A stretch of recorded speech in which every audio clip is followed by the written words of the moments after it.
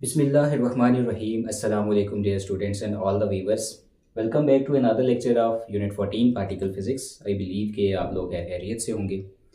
इससे previous lecture में हम लोग अल्फ़ा डिके, बीटा डिके और गेमा डिके को डिटेल से डिस्कस कर चुके हैं। आई बिलीव कि वो लेक्चर आप लोगों ने देख लिया होगा। आज का जो लेक्चर है वो उसी लेक्चर की कंटिन्यूशन है, जिसमें हम लोगों ने ये डिस्कस करना है कि अल्फ़ा डिके के दौरान इमिट होने वाले अल्फ़ा पार्टिकल और बीटा डिके के दौरान इमिट होने वाले बीटा पार्टिकल की एनर्जी क्या होगी। इस ज़िम्न में आपसे ये गुजारिश करूँगा कि आप लोग को ये लेक्चर चैलेंजिंग ना लगे तो आप प्रीवियस लेक्चर देख आएँ, सो दैट कि आपको ये लेक्चर अंडरस्टैंड करने में कोई मसला ना हो। देखिए, पूरे लेक्चर को अगर मैं समराइज़ करूँ तो इस पूरे लेक्चर में जो दो बातें आप लोगों ने सीखनी है वो क्या हैं। पहली बात, अल्फ़ा डिके के दौरान इमिट होने वाले अल्फ़ा पार्टिकल की एनर्जी कैसी होती है और जैसी है वो क्यों होती है वैसी। और यही दो क्वेश्चंस बीटा पार्टिकल के लिए कि बीटा डिके के दौरान जो बीटा पार्टिकल इमिट होता है उसकी एनर्जी कैसी होती है और वो जैसी है वैसी क्यों होती है। इन्हीं दोनों क्वेश्चंस का आंसर हमने इस पूरे लेक्चर में अंडरस्टैंड करने की कोशिश करनी है। सो फर्स्ट ऑफ ऑल हम लोग डिस्कस करते हैं एनर्जी फॉर अल्फ़ा पार्टिकल्स का। और topic of discussion is energies for alpha and beta decay, जिसमें से पहला टॉपिक है energy for alpha particle. Okay students, जो क्वेश्चन मैंने आप लोगों के सामने रखे हैं इन्हीं का मैं आंसर करता हूँ और फिर इसी को एक्सप्लेन करता हूँ, यानी चूँकि हमने सीखना यही चीज़। क्वेश्चन नंबर 1 मैंने आपसे ये किया, अल्फ़ा पार्टिकल की एनर्जी कैसी होती है, तो आप आंसर करेंगे अल्फ़ा पार्टिकल की एनर्जी डिस्क्रीट होती है। और क्वेश्चन नंबर 2 कि अल्फ़ा पार्टिकल की एनर्जी डिस्क्रीट क्यों होती है, तो आप आंसर करेंगे इसीलिए कि अल्फ़ा पार्टिकल को बनाने वाले जो न्यूक्लियॉन्स हैं वो न्यूक्लियस के अंदर डिस्क्रीट एनर्जी लेवल्स में रहते हैं, इसी वजह से इसकी एनर्जी भी डिस्क्रीट होती है। आई बिलीव के दोनों जो मैंने क्वेश्चंस के आंसर किए हैं ये भी आपको बिल्कुल भी समझ नहीं आ रहे होंगे। इसी चीज़ को एक्सप्लेन करने के लिए मैं आपको एक एग्जांपल देता हूँ। वो एग्जांपल जो ही आप में जो है वो एब्जॉर्ब होगी, आपको फ़ौरन से अल्फ़ा पार्टिकल के इन दो क्वेश्चंस का आंसर भी समझ आ जाएगा। Is that clear? इंशाल्लाह। अच्छा, एग्जाम्पल क्या है, हमने कंसीडर किया है एक एटम। आप लोग जानते हैं कि एटम के सेंटर में मौजूद होता है न्यूक्लियस, जिसमें रहते हैं प्रोटॉन्स और न्यूट्रॉन्स, जिनको कलेक्टिवली हम न्यूक्लियॉन्स कहते हैं। जबकि बाहर ये जो हैं ये सर्कुलर रीजन्स, इनको हम बोलते हैं शेल्स, जिसमें इलेक्ट्रॉन्स रिवॉल्व कर रहे होते हैं। ठीक हो गया। अच्छा, इन्हीं शेल्स को हम बोलते हैं एनर्जी लेवल्स भी। ऐसा ही है, क्योंकि ये आपका पहला एनर्जी लेवल है जिसको आप n इज इक्वल्स टू 1 या के शेल भी कहते हैं। ये आपका दूसरा एनर्जी लेवल है जिसको आप एल शेल भी कहते हैं, n is equals to 2 according to principal quantum number. ये केमिस्ट्री वाले ज़्यादा अच्छे तरीके से जानते होंगे। इसी तरह से ये n is equals to 3 by principal quantum number, या इसको हम के एल और एम शेल भी कहते हैं, यानी तीसरा शेल। तो ऑल इन ऑल इनको हम शेल्स कहते हैं या एनर्जी लेवल्स कहते हैं। बात समझ में आ गई है जी? अच्छा, अब मैं आप लोगों से क्वेश्चन करता हूँ कि ये जो इलेक्ट्रॉन है पहले शेल का, ये पहले शेल और दूसरे शेल के इधर दरमियान में रह सकता है? रह सकता है? आप बोलेंगे सर ऐसा मुमकिन नहीं, इलेक्ट्रॉन या पहले शेल में रहेगा या दूसरे शेल में रहेगा। सर ये बीच में नहीं, कभी नहीं रह सकता। क्या? अच्छा चलिए, पहले दो के दरमियान तो नहीं रह सकता, दूसरे और तीसरे के दरमियान रह सकता है?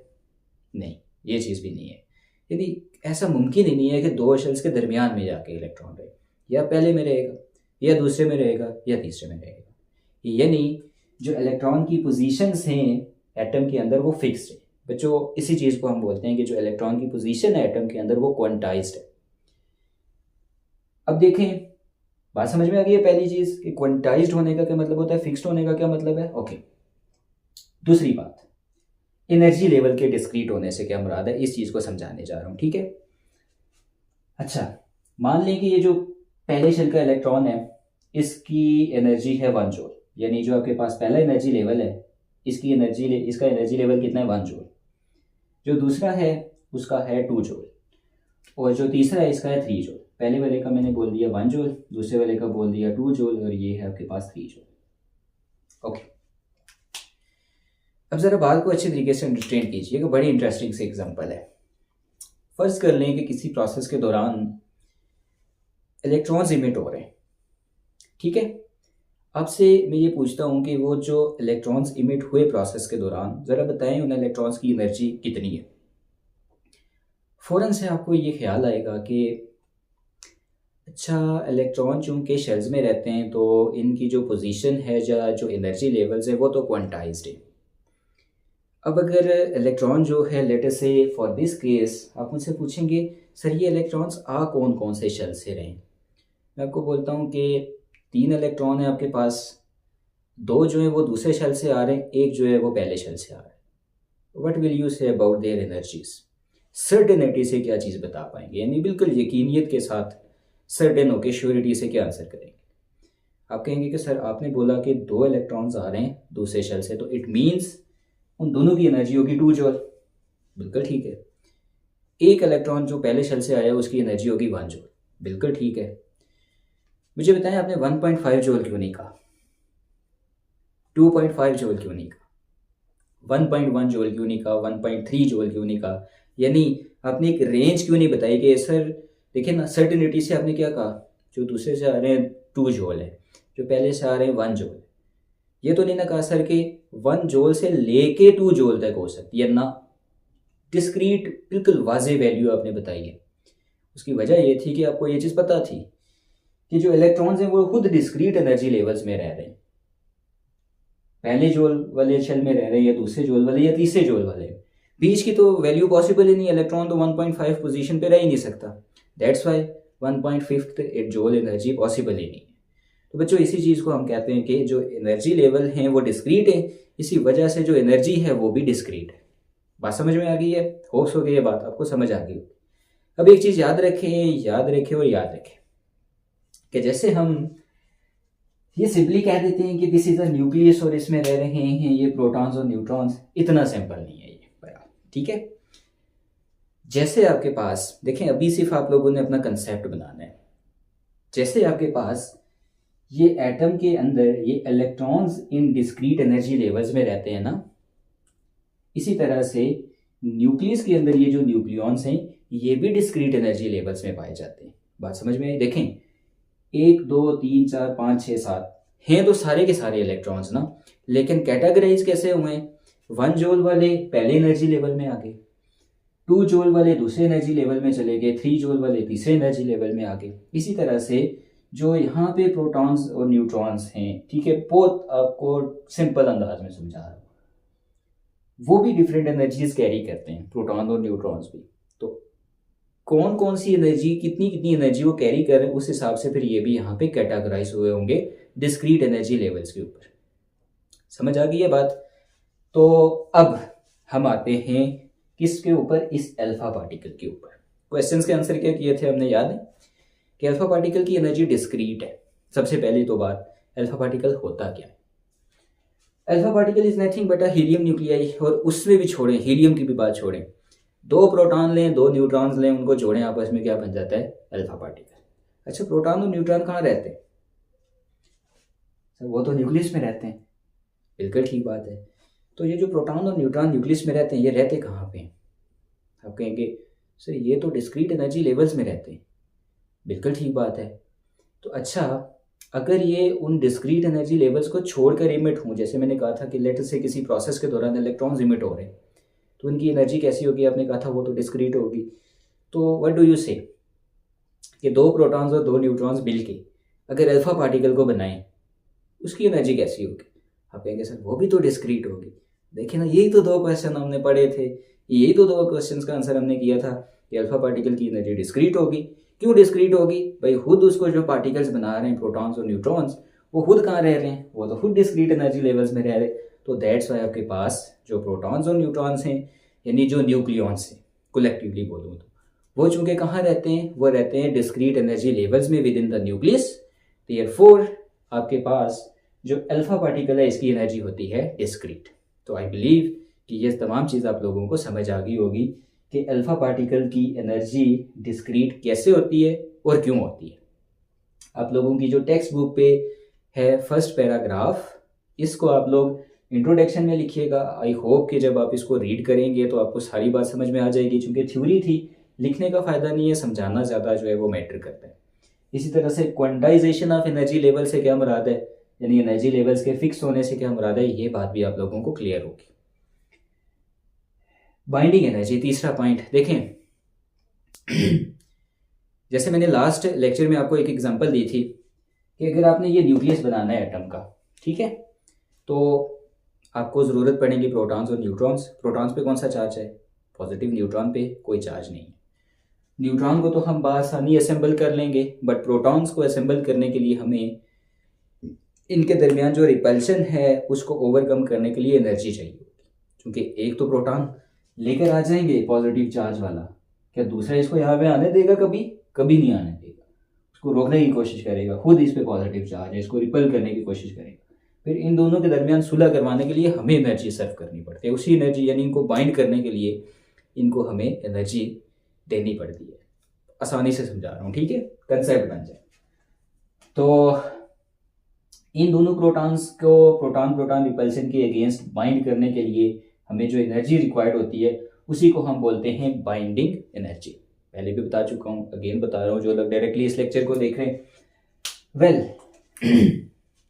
चूंकि अल्फा पार्टिकल भी क्या है, वो भी कम्बिनेशन है दो प्रोटॉन्स और दो न्यूट्रॉन्स का। तो ऑब्वियसली देखें, पहले से बाइंड प्रोटॉन्स और न्यूट्रॉन्स में से ही क्या निकलेगा, वो अल्फा पार्टिकल। यानी पहले से बाइंड प्रोटॉन्स और न्यूट्रॉन्स में से ही वो न्यूक्लियॉन्स रीअरेंज होंगे, दो प्रोटॉन्स निकलेंगे, दो न्यूट्रॉन्स निकलेंगे, और फिर सिर्फ निकलेंगे नहीं, ऐसे भाग नहीं जाते कि बस ठीक है दो प्रोटॉन अलग से किए, दो न्यूट्रॉन्स अलग से कहीं चले गए, नहीं, बल्कि देखें वो भी आपस में क्या होते हैं, बाइंड होते हैं। इसका मतलब देखें पहले ही से चूंकि न्यूक्लियॉन्स आपस में बाइंड हैं, वो ज़ाहिर है किसी तरह से उस बाइंडिंग एनर्जी में कोई चेंजेस लाते हुए ये करेंगे कि दो प्रोटॉन्स को अलग करेंगे साइड पे, दो न्यूट्रॉन्स को अलग करेंगे साइड पे, उनको फिर बाइंड करेंगे। तो ये जो आपके पास न्यूक्लियॉन्स रीअरेंज होते हैं ना, इसी वजह से क्या होती है कि आपके पास बाइंडिंग एनर्जी में भी चेंज आती है। तो वही जो बाइंडिंग एनर्जी में चेंज आती है वो फिर ये जो अल्फा पार्टिकल है ये डिके के प्रोसेस के दौरान लेके तो चलता बनता है। बात समझ में आ गई है? तो कंजर्वेशन ऑफ एनर्जी आप लोगों को मैंने पहले भी बताया था फर्स्ट लेक्चर में कि कोई भी न्यूक्लियर प्रोसेस इस अंदाज से होने चाहिए कि आपके पास जो फिजिक्स के लॉज हैं वो वायलेट ना हो। और कंजर्वेशन ऑफ एनर्जी चूंकि फिजिक्स का एक लॉ है, तो देयरफॉर आपके पास अल्फा डिके की इमिशन से पहले न्यूक्लियस के पास जितनी एनर्जी है टोटल, अल्फा डिके के बाद भी उसकी एनर्जी उतनी ही होनी चाहिए। This is the conservation of energy. तो आई बिलीव कि alpha energy for alpha particle में जितनी भी बातें थी वो आप लोगों को क्लियर होंगी। बहरहाल आप लोग इसको एक दफ़ा बुक से भी रीड कर लें तो होप्स हो कि ये चीज़ आप लोगों को समझ आ गई होगी। In the next section we will discuss the energy for beta particle. So let's move on. अच्छा जी, अब हम लोग डिस्कस करते हैं जी एनर्जी फॉर बीटा पार्टिकल। ठीक है बच्चों, वही दो क्वेश्चंस उठाते हैं कि बीटा पार्टिकल की एनर्जी कैसी होती है और वो जैसी है वैसी क्यों होती है। आंसर इज बीटा पार्टिकल की एनर्जी कंटिन्यूस होती है। और कंटिन्यूस क्यों होती है उसके पीछे हैं चार रीजंस। नंबर 1 क्वांटम अनसर्टेनिटी की वजह से, नंबर 2 बीटा पार्टिकल्स या बीटा डिके के दौरान न्यूट्रिनोज की इमिट होने की वजह से, नंबर 3 कंजर्वेशन लॉस की वजह से, और नंबर 4 उन बीटा पार्टिकल्स के डिफरेंट चीज़ों के साथ इंटरेक्शन करने की वजह से। फाइनली जब वो बाहर आ रहे होते हैं तो डिफरेंट चीज़ों के साथ यानी बाहर निकलते निकलते इंटरेक्ट करते हैं एटम के दूसरे हिस्सों के साथ, दूसरे मैटर के साथ, तो एनर्जी में चेंज आ जाती है। सबसे पहली चीज़ जैसे मैंने आपको पहले बताया था कि हमने डिस्क्रीट होने का कंसेप्ट सीखा था, अब हम कंटिन्यूस होने का कंसेप्ट सीखते हैं। ठीक है, जैसे मैंने आपको वहाँ पे एग्जांपल दी थी कि आपके पास एटम में ये प्रोटॉन्स और न्यूट्रॉन्स हैं और बाहर हमारे पास हैं जी शेल्स में क्या चीज़, इलेक्ट्रॉन्स। ये है मेरे पास वो शेल, ये एग्जांपल जो कि हमने पहले कंसीडर की थी, इलेक्ट्रॉन्स। अच्छा देखें जी, हमने अगर ये कहना होता कि जो इलेक्ट्रॉन्स हैं वो डिस्क्रीट एनर्जी लेवल्स पे नहीं रहते हैं, ठीक है, वो रह रहे हैं जी कहीं पे भी जहाँ पे उनकी मर्जी आए वो रह सकते हैं। तो अगर मैं आपसे ये कहता कि एक रिएक्शन के दौरान इलेक्ट्रॉन्स इमिट हो रहे हैं या कोई प्रोसेस हो रहा है उसके दौरान इलेक्ट्रॉन इमिट हो रहे हैं, तो देखें आपसे मैं अगर ये पूछता कि वो जो इलेक्ट्रॉन हैं उनमें पहले शेल का इलेक्ट्रॉन भी शामिल है, दूसरे शेल का इलेक्ट्रॉन भी शामिल है, तीसरे शेल का इलेक्ट्रॉन भी शामिल है, तो अभी आप लोग क्या तसव्वुर कर रहे हैं कि इलेक्ट्रॉन कहीं पे भी रह सकते हैं।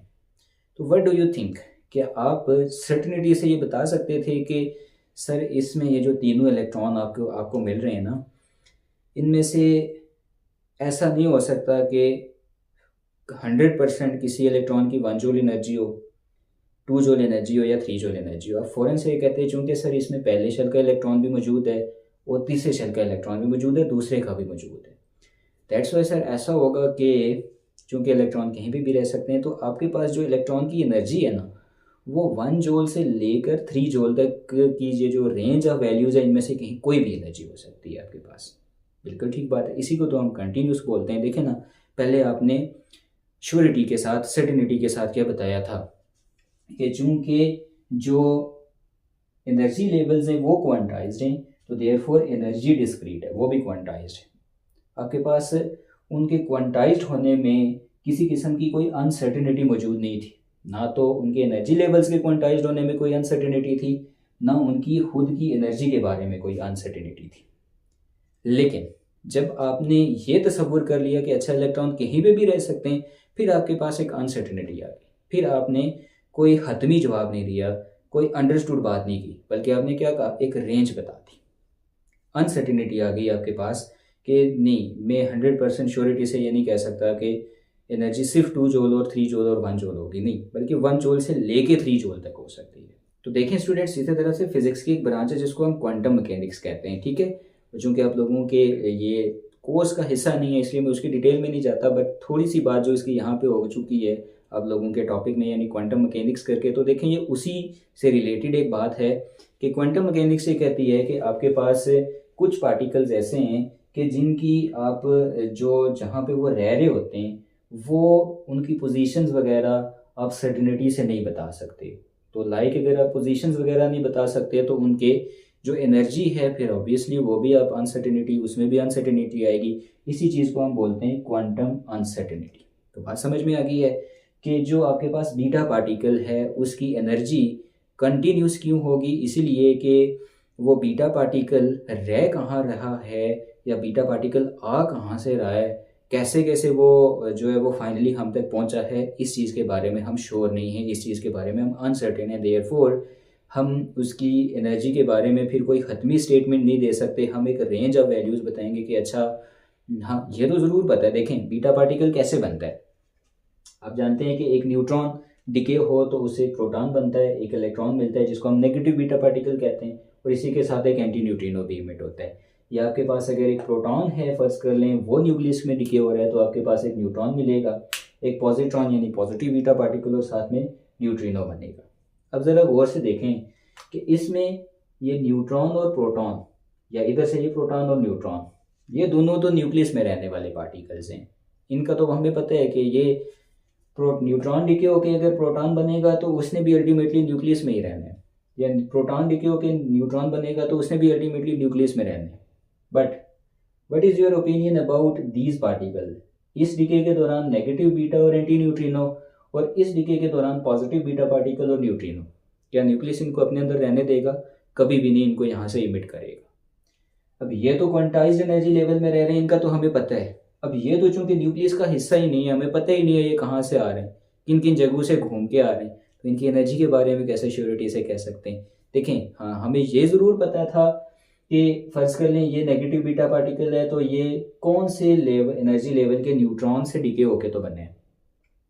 ये जो बीटा पार्टिकल है ये कौन से लेवल के प्रोटॉन से डिके होके बने हैं, यहाँ तक तो हमें इन्फॉर्मेशन है। दैट्स वाई फिर उसके अकॉर्डिंग हम एक रेंज बताते हैं कि अच्छा चूंकि फ़र्ज कर लें ये, जैसे मैं ये इलेक्ट्रॉन वाली एग्जांपल दे रहा था, कि मान लें कि थोड़ी देर के लिए कि ये आपके पास है दूसरे शेल में या दूसरे एनर्जी लेवल वाला प्रोटॉन, तो अब मुझे ये तो पता होगा कि अच्छा ये जो प्रोटॉन डिके हुआ है ये दूसरे एनर्जी लेवल्स वाला प्रोटॉन डिके हुआ है, उसके नतीजे में ये एक पॉजिटिव बीटा पार्टिकल बन रहा है। तो मैं एक रेंज बता दूंगा कि अच्छा इसकी एनर्जी कम भी हो सकती है, ज़्यादा भी हो सकती है, ये चीज़ याद रखिएगा।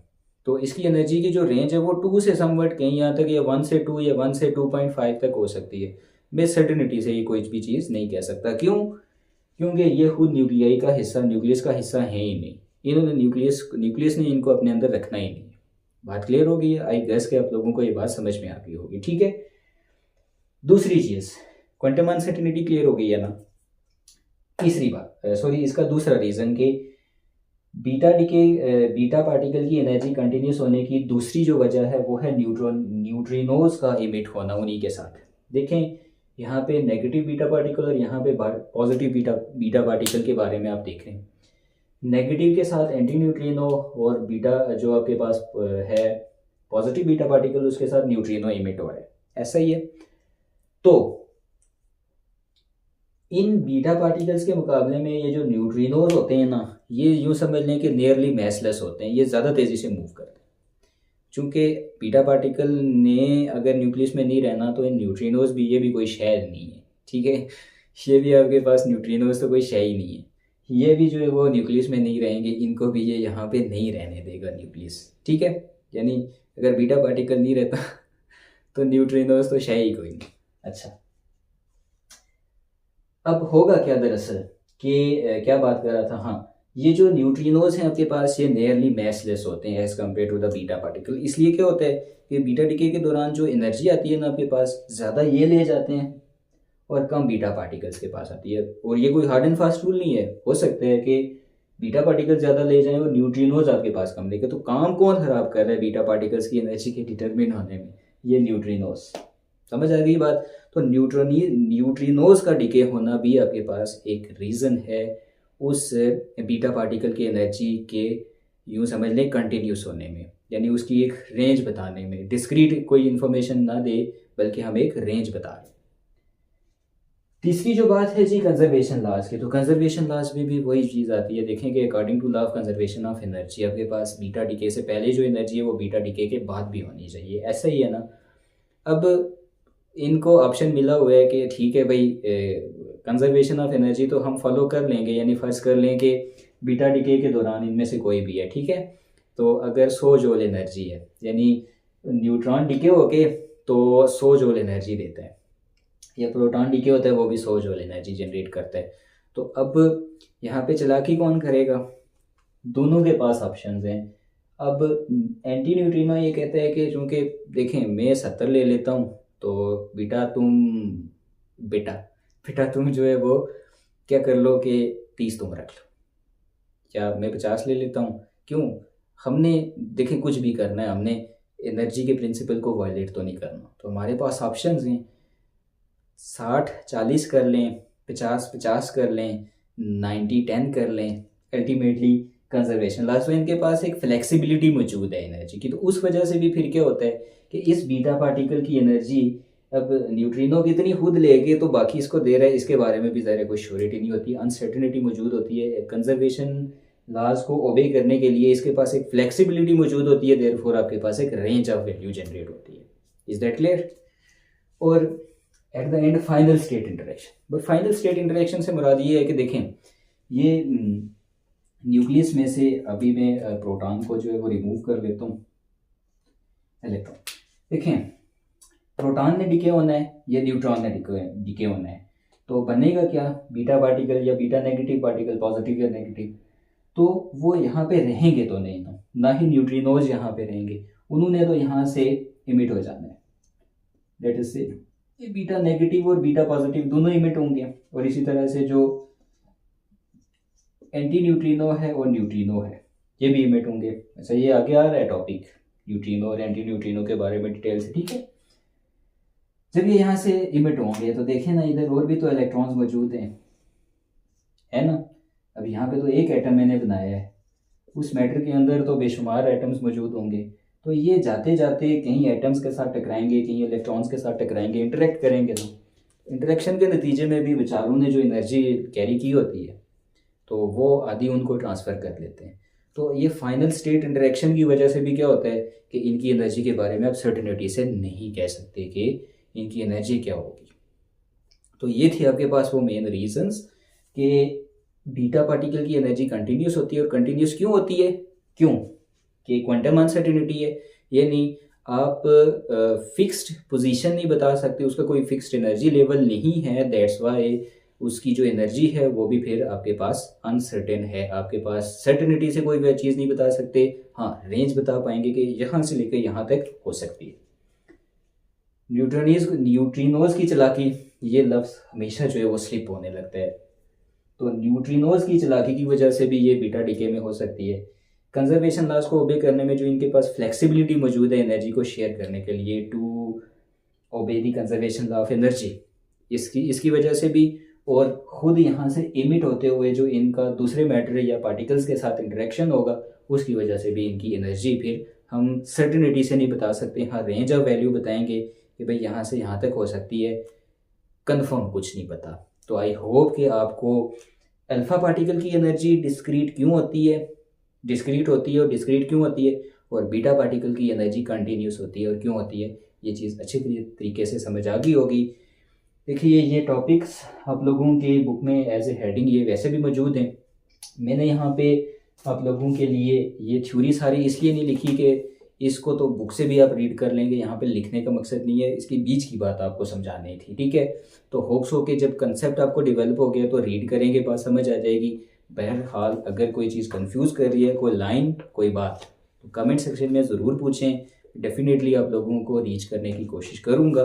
और हाँ देखें, ये आप लोग जो यूनिक व्यूअर्स हैं मेरे चैनल के ऊपर, तो इतनी भी ज़्यादा जो है वो बेवफाई ना करें कि आप लोग जो है वो आते हैं और मिले बगैर चले जाते हैं। तो काइंडली अगर वीडियोस हेल्प कर रही हैं तो चैनल को सब्सक्राइब करते हुए जाएं। आप लोगों से नेक्स्ट लेक्चर में मुलाकात होती है, तब तक के लिए अपना ख्याल रखिएगा। Peace out.